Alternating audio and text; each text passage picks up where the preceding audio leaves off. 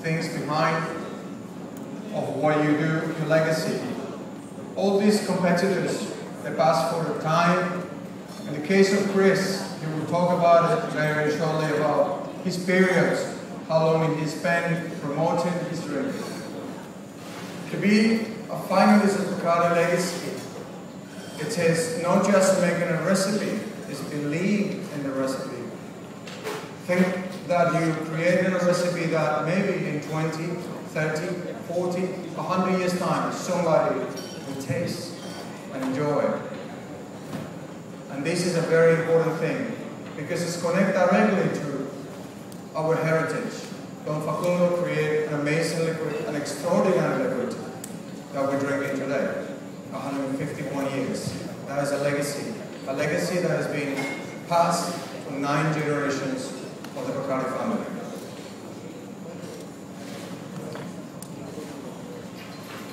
Five seconds to go. I think we're almost ready.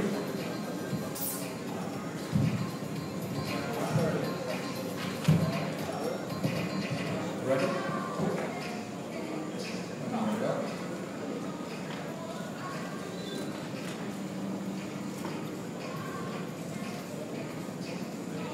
Everybody get me?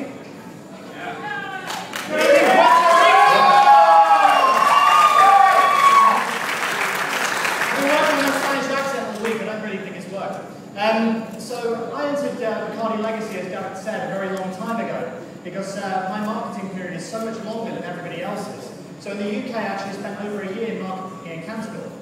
And when the chance to enter Bacardi Legacy first came up, I had to write an inspiration piece, much like every other competitor that was here. But what I came to realise over the course of time was that I'd actually evolved, and my inspiration had changed throughout the course of time, through the people that I've met, the people that I've engaged with, and the people that I've shared incredible experience with. The original recipe and the inspiration piece that I wrote was based very much around Cuba and the Savoy in the 1920s. Essentially, it was written around the idea that Cuba and the Savoy shared many similarities, and you could take inspiration from the people that had come before you at the Savoy. People like Peter Dorelli, more recently, people like Ada Coleman, people like Harry Craddock. But what also, please, round of applause for all of them. But also by the social Goliaths that came at the Savoy during that time. People that transcended their industry, people that didn't just influence people within their industry, but people which influenced the world. People like Frank Sinatra, Charlie Chaplin, Marilyn Monroe. These are people who really influenced the world that we know today. And the question you have to ask yourself when you're surrounded by so much history, by so much presence, is how am I going to make my mark? How am I going to stand the test of time so that people look back in 100 years and they think, he did something? I realised that as my journey continued, it wasn't just this inspiration story that was keeping me going. It was also the people that I met. It was my guests that I interacted with. Peter Dorelli said something to me a few years ago. He said, bartenders are the makers of magic moments. If you can create magic moments, it means that you will stand the test of time in their memories, in their experiences, and in everything they do in life. You will transcend generations. People will remember you. The last and final inspiration that I took from my experience was when I went to the distilleries, when I visited the Bacardi Legacy experience. I went out there and I met the people that work for Bacardi. And the one quality that they all have is humility. They are the most humble, most passionate, most devout people to their cause that I have ever met in my life, and I've been very privileged to know every single one of them. I can't really express that more than a little story I've got when we were presented at the Savoy with the 150th decanter from Bacardi. And Teton Comas came over from Malaga. And he brought his wife along with him.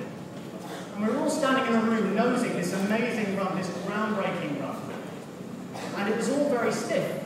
We were all standing nosing, tasting, and we were all saying, this is very nice. I enjoyed this. I'm sure it's very expensive, but I'm sure it's worth it as well. And basically, I turned around to Janet Comas, and I said, I'm getting this amazing note, this amazing mouthful prunes and raisins and dried fruit.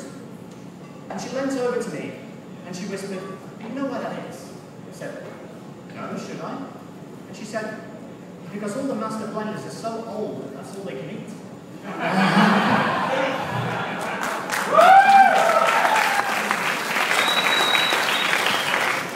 Now that humility, that spirit, that cheeky sense of humour is something that I see in everybody from the brand ambassadors to the Maestro de Ron, there goes my Spanish accent again, right the way through to the Bacardi family members themselves. And it's something that I'm very proud to be a part of. It's something I'm very proud to have represented over the last year and a half.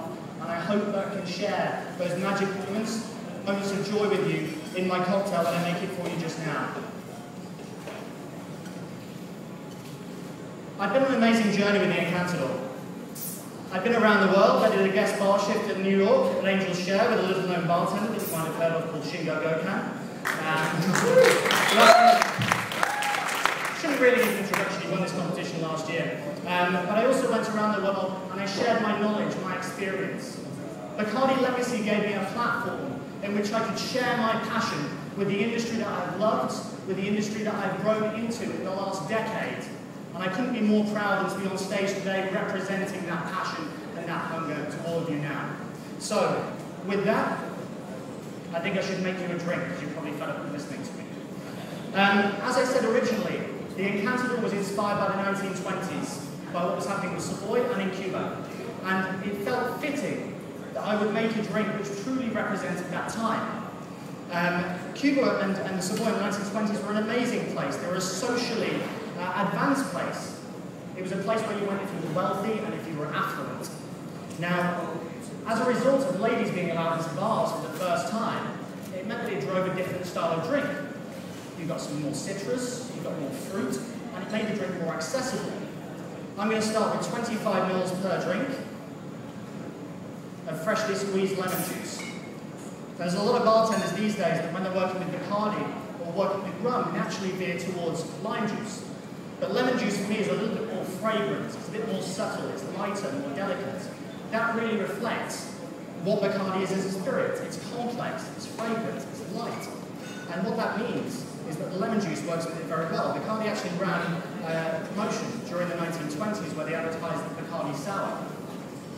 Just to add that fruit note that I've just talked about to make it accessible, I'm going to use 5 mils per drink of raspberry eau-de-vie. This drink was largely inspired by a very popular drink historically, which is called the Clover Club. And the Clover Club is the only drink that I know that everybody likes.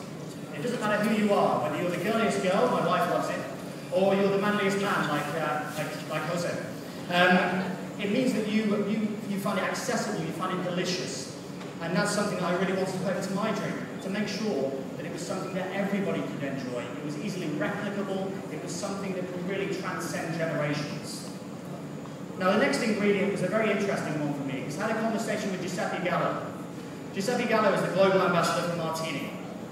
And in the Beaufort bar at the Savoy, we make a spiced Martini Bianco. So we take Martini Bianco, we pressure infuse it with cinnamon, vanilla, and star anise.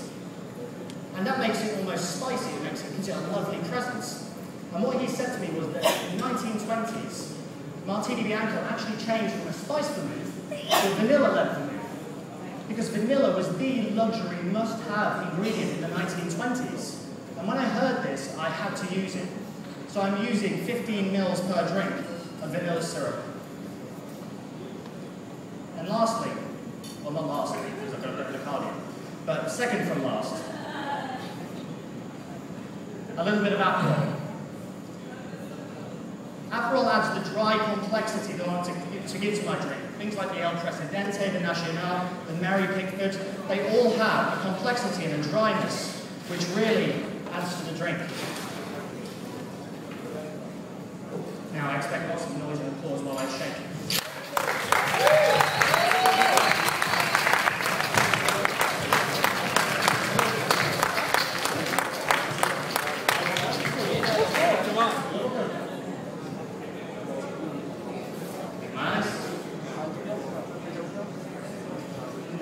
That's just fine strained into a glass, which is from the same era as my original drink, Inspiration. A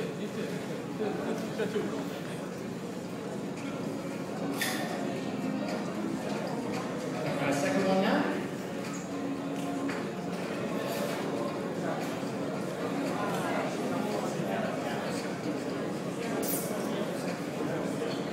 Okay. So working at the Savoy is a place which is full of ghost past. It's a place that you really have to live up to history. It's a place that you have to endure. It's a place where you have to impress your guests more than anywhere else. And the connection that I've had with my guests is shown through the book which is just here. So the Encantador book is something which guests have been allowed to express their opinions in. It's something which has become really personal to me because my guests are more important to me than everything else that comes through my bar. The Encantador is a drink which represents me as a whole. It's a true representation of me as a bartender.